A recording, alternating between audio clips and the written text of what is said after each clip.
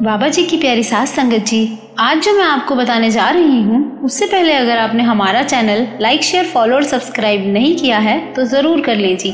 साथ में bell icon भी जरूर प्रेस करें जी, जिससे आपको बाबा जी की प्यारी प्यारी बातें पता चल सके। वो कहते हैं ना, तेरी मर्जी की मोहताज है सारी खुशियाँ मेरी, तेरी रजा हो तो मिल जाए वो जो अब तक मिला नहीं।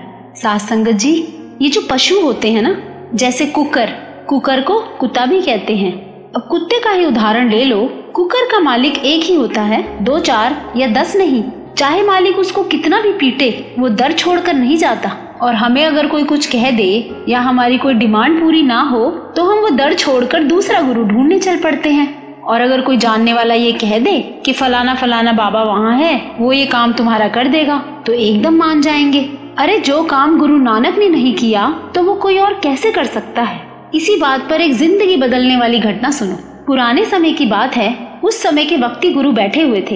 एक आदमी वहां आया और बाबा जी को बोला, सच्चे पातशाह, मेरे बेटे से भूल हो गई है।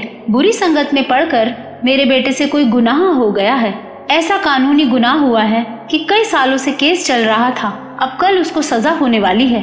कल ही आखिरी फैसला है कोर्ट में। बचा लो बाबा जी, आपके सिवा हमारा कौन है। अब बाबा जी बहुत गुस्से में आ गए। कहने लगे, निकल जाओ यहाँ से। पहले बुरी संगत में जाने से बच्चे को रोका नहीं, तब कोई ख्याल नहीं आया, और अब गुनाहगार बैठा है तो हमारे पास आ गए। हम क्यों अरदास करें। सेवादारों से कहने लगे, निकाल दो इसको बाहर। साथ संगत जी, गुरु कभी कभी ऐसे ही परीक्षा लेता है। वो देखता है कि हम में कितना सब्र है। अब वो आदमी बेनती करता जा रहा है कि बाबा जी बचा लो मेरे बेटे को, पर बाबा जी ने एक ना सुनी। अब वो वहाँ से चला गया और जब चलता जा रहा था, काफी दूर निकल गया तो ख्याल आया, और है ही कौन सा दर जहाँ मैं जाऊं। अगर धक्के मारकर निकाल दिया बाबा जी ने तो मुझे वापस नहीं आना चाहिए था, वहीं बैठे रहना चाहिए था। साथ संगत जी, ये कौन सा गुण हुआ। कुकर का। कुकर कहते हैं कुत्ते को। मालिक कितना ही धक्के मारे पर कुकर दर नहीं छोड़ता। अब जैसे ही ये ख्याल चल रहा था तो वहीं बाबा जी के पास फिर वापस चला गया और दरवाजे के बाहर बैठकर इंतजार करने लगा। अब बाबा जी का जब बाहर जाने का समय हुआ तो क्या देखते हैं कि वो आदमी फिर बाहर बैठा हुआ है। अब बाबा जी के बाहर आते ही इस आदमी ने बाबा जी के चरण पकड़ लिए और बोला, बाबा जी आपके सिवा कौन है मेरा, कोई भी तो नहीं है। कहाँ जाऊँ बाबा जी, आप ही मेरे सब कुछ हो। वो इतना नीवा होके रोने लगा कि बाबा जी को तरस आ गया। दीनों के दयाल जो है बाबा जी। बाबा जी को क्यों तरस आया, क्योंकि बाबा जी के धक्के खा के भी बाबा जी से दूर नहीं गया। ना ही मन में कोई क्रोध आया और माफी भी मांग रहा है। साथ संगत जी, कितने भी दुख आए अपने पिता का हाथ कभी मत छोड़ना, पकड़े रहना कस कर। माँ बाप कभी बच्चों को धूप में नहीं फेंकते, सजा भी छाए में ही देते हैं, और सजा देते हुए पूरा ध्यान रखते हैं कि सजा सिर्फ सीख तक ही सीमित रहे। बच्चे को ज्यादा तकलीफ में नहीं देख सकते माँ बाप। तो अब उस आदमी को बाबा जी बोले, चल ठीक है, 500 रुपए ले जाना, जज को दे देना, बेटा बरी हो जाएगा। साथ संगत जी, उस जमाने में 500 रुपए बहुत ज्यादा होते थे।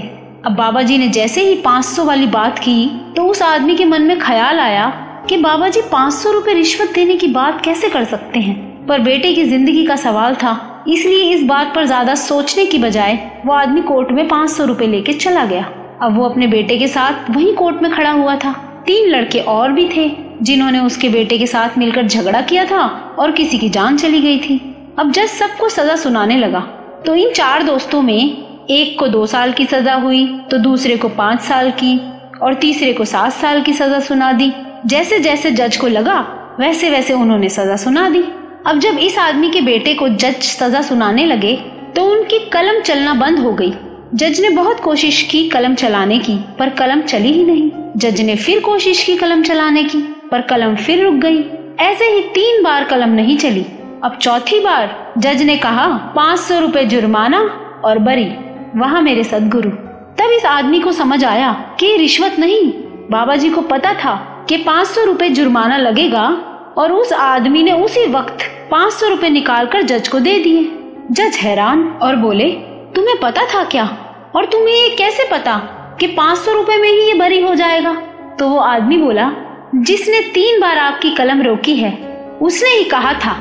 वह मेरे सदगुरु। साथ संगत जी, मालिक का दर कभी न छोड़ो। जो दर नहीं छोड़ता उसकी झोली जरूर भरती है। जिस तरह कुकर अपने मालिक का घर नहीं छोड़ता, उसी तरह तू भी गुरु का वफादार बन जा। अगर कुकर के गुण आ जाएं तो झोलियां भर जाती हैं, क्योंकि शर्त यही है, जो दर नहीं छोड़ता उसकी झोली गुरु जरूर भरता है। हम यहाँ फेल हो जाते हैं। हमें कोई भी तकलीफ या परेशानियां आती हैं तो हम अपने गुरु से नाराज हो जाते हैं कि गुरु ने हमारा ये काम नहीं किया। साथ संगत जी, अगर एक कुकर का मालिक 2 दिन भी उसको खाना ना दे और तीसरे दिन दे तो भी कुकर प्यार ही करेगा, शिकायत नहीं करेगा। हमें मालिक ने इतना कुछ दिया है, इतनी मेहर की हुई है, पर अगर कोई एक चीज गुरु ना दे तो रोना पीटना शुरू कर देते हैं। हमसे अच्छा तो एक कुकर ही है। जिस तरह एक कुकर अपने गुरु का वफादार होता है, उसी तरह हमें भी अपने मालिक के प्रति वफादार बनना चाहिए। जो काम उन्होंने सौंपा है वो जरूर करो, तो वो क्यों नहीं सुनेगा। मांग लो मालिक से मालिक को। अगर आपको ये वीडियो अच्छा लगा हो तो लाइक जरूर करना जी, और इस वीडियो को ज्यादा से ज्यादा शेयर करना, जिससे बाबा जी की प्यारी संगत तक बाबा जी की ये प्यारी प्यारी बातें पहुंच सके। और इस चैनल को सब्सक्राइब भी जरूर करना जी।